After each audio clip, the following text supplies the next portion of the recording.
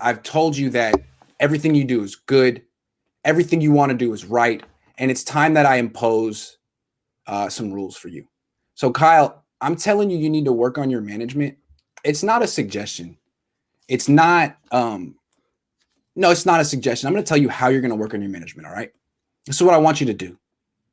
You are an excellent play caller, and there are some people in this business who are excellent play callers and excellent head coaches.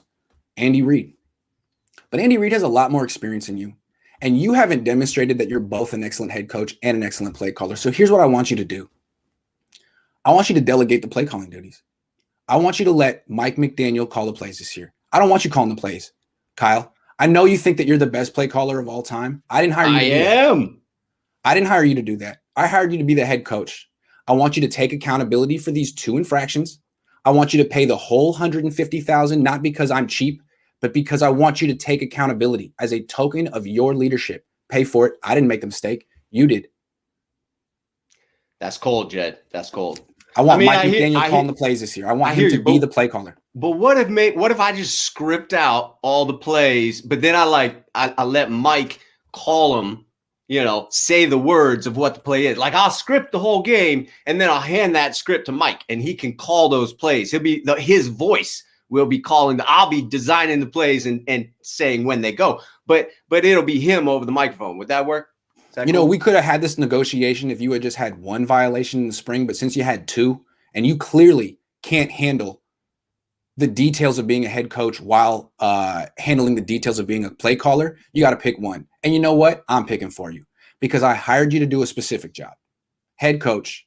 And you keep saying, well, my plays are good. My offense is good. The defense is. No, I want you to be the head coach, Kyle. And if you think that Mike McDaniel isn't good enough to call the plays, then why did we hire him? Why did we promote him?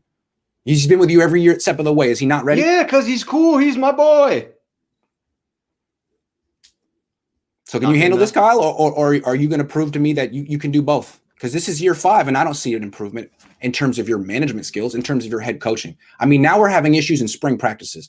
Let me tell you something. If Al Davis were the owner of this team, he would have been watching you. He would have been on the field saying, don't do that. See, me, I don't know what I'm looking at. I have no idea the rules of football. But if Al Davis were, Eddie D were owning this team, he wouldn't have let this happen. He'd be your babysitter. I can't babysit you, Kyle. I have no idea what I'm doing. It's a fluke that I even have this job.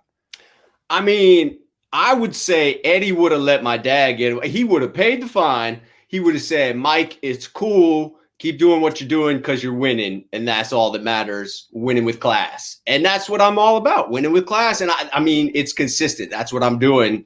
So, I'll give it my Jed. I hear you. I don't want to hear you, but I hear you.